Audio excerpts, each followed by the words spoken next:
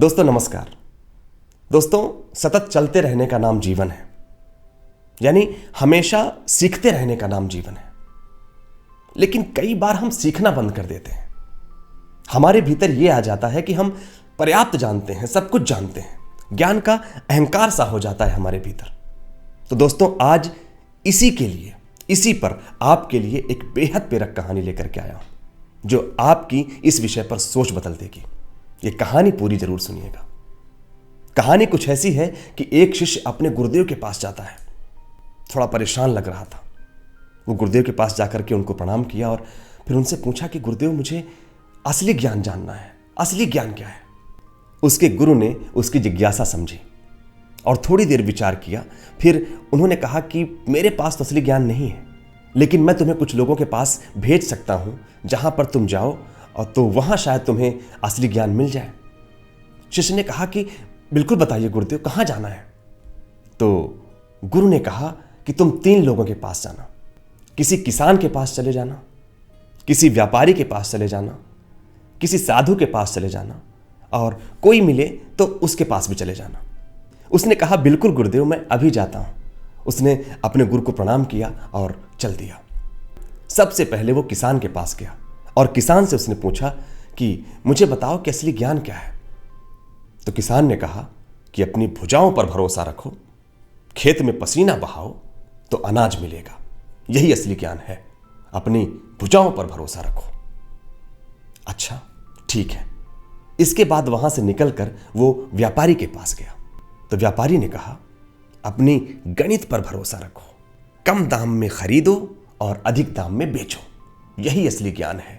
बुद्धि पर भरोसा रखो। अच्छा, बोले ठीक है।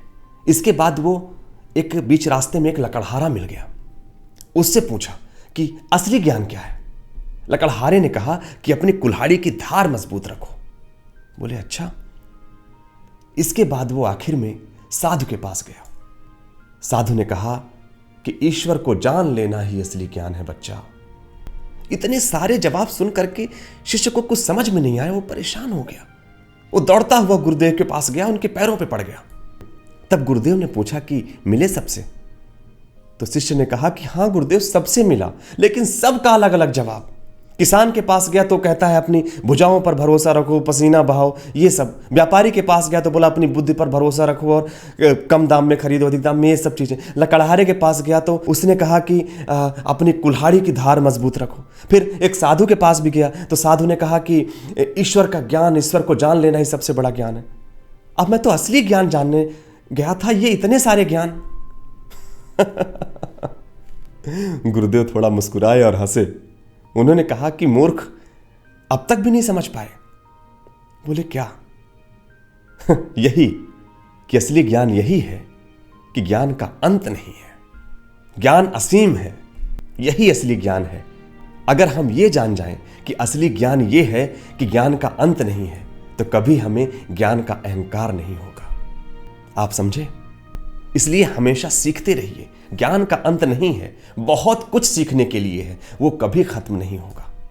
और जब आप ये जान जाएंगे कि ज्ञान का अंत नहीं है, ज्ञान का अहंकार कभी नहीं होगा। और जब ज्ञान का अहंकार नहीं होगा तो आप सीखते रहेंगे, और जब आप सीखते रहेंगे तो अपने जीवन में उन्नति करते रहेंगे, आगे बढ़ते रहेंगे। तो ये थी कहानी। कैसी लगी आपको? अगर अच्छी लगी हो तो और लोगों तक पहुंचाइएगा भी, और सुनते रहिए। धन्यवाद।